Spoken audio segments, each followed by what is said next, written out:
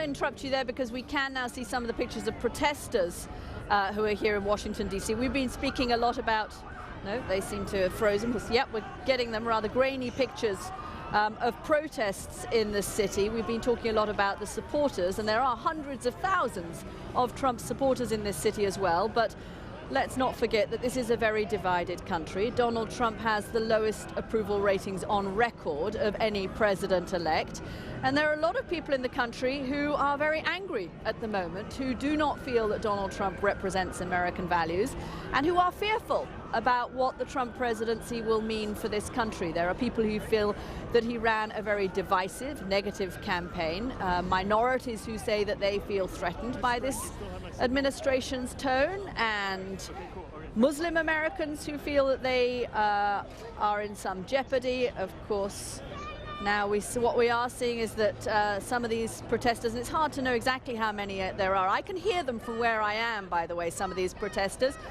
Apparently we're hearing that shop windows have been smashed. This does seem to be a fairly violent protest that's taking place, which is unusual on Inauguration Day. I have not seen violent protests on Inauguration Day since I've been covering inaugurations. You can see the protesters there, some of them with balaclavas.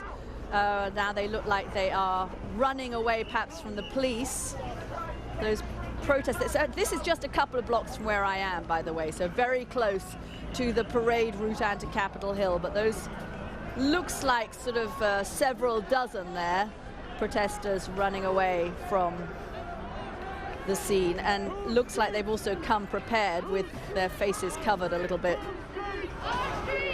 Yeah. This looks like an organized and potentially violent protest if we're getting those reports of shop windows being looted.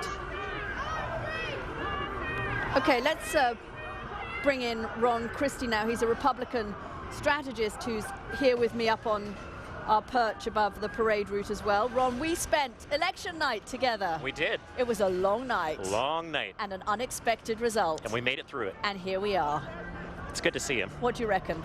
Well, I think it's an amazing day for America. I think whether you supported Donald Trump or whether you opposed him, one of the things that makes us a hallmark is our beacon of democracy. And I'm going to get you to comment on these pictures because they are fairly dramatic. Look of these protesters. They're fairly dramatic. I haven't seen this before at inaugurations. I haven't. And it looks organized and it looks deliberately violent. Absolutely. It looks like they know exactly what they're doing. Look at that. People smashing windows of a McDonald's downtown. This is very unusual. And of course, Kathy, we can hear this from where we are. There are some protesters that are about a block or so away from us. We can hear some of the yelling that's going on. It's unprecedented. This is exactly what none of us wanted to see here today, of people taking this violent approach as the new president of the United States is about to come up Pennsylvania Avenue. There is a lot of security, of course, in town.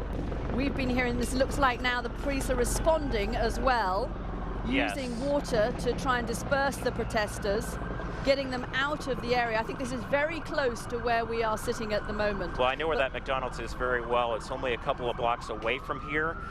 This is downtown Washington, D.C. During the day, if there wasn't an inauguration going on, there would be a lot of people there.